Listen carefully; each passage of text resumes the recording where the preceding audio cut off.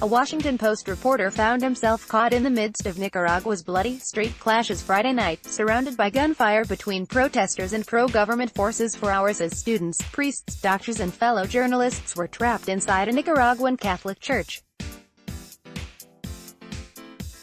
Joshua Partlow, a reporter for The Post who covers Mexico, Central and Latin America, live tweeted through much of the evening as those around him who were injured from gunshot wounds were denied access to medical care by pro-government forces.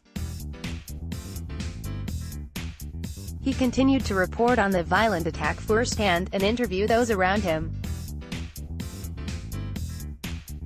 For several hours prior to their entrapment in the church, college students from the National Autonomous University of Nicaragua, located in the capital city of Managua, clashed with police, using some firearms but mostly rocks, sticks and mortars against the government's military weapons, Partlow reported. In a Facebook Live video taken by students as they fought against government forces, gunshots can be heard ringing out in the background. As the wounded were stranded in the church for hours, unable to be treated by medical personnel or human rights workers, a priest pleaded on a phone call to a Nicaraguan radio station for the shooting to stop. "I don't know why they want to attack us here. It's like they want to assassinate all the students," Raul Zamora said, according to Partlow's reporting. "Please, I call on the conscience of the authorities. They have already left the university. Why are they attacking here at the church?" The Post journalist later said he made it out of the church safely as one convoy of ambulances was allowed to take some of the injured to a nearby hospital. But others, including journalists and students, were still trapped inside by police who blocked the roads leading to the church. Amid conflicting reports Saturday morning, it was unclear exactly how many people had been injured or killed, but multiple deaths were already reported. Church members could be seen in the streets still pleading with police to let the injured receive help. As of Saturday afternoon, one of the remaining journalists trapped inside reported they were finally freed. Massive protests could be seen taking hold on the streets of Managua in a live YouTube video in response to the overnight church seize.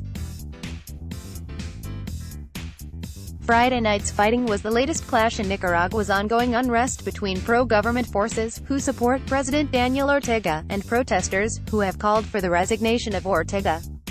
The conflict has resulted in more than 300 deaths and 1,500 injuries since it began April 18, making it the country's deadliest protest since the country's civil war ended in 1990. A coalition of university students, along with business and labor groups, began protests in April to push back against Social Security reform that they called oppressive government policies.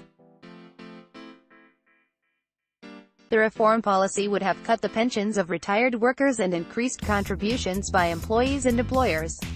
Despite the government later reversing that plan, violent clashes have continued. To stop recent protests, government forces have allegedly resorted to shooting and killing protesters in the streets. Florida Republican Senator Marco Rubio made a series of scathing statements against the Nicaraguan leader Friday and Saturday, warning Ortega that, if any harm comes to U.S. personnel or their families, he will personally face severe repercussions. Rubio said he previously told Foreign Minister Dennis Moncada Colanders that to avoid a cycle of conflict with the U.S., Ortega's regime needed to hold early and fair elections.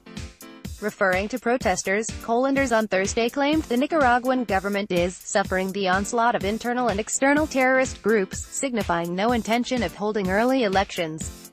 Ortega has been in office since 2007, but Nicaraguans and other foreign leaders have called for early elections to replace him.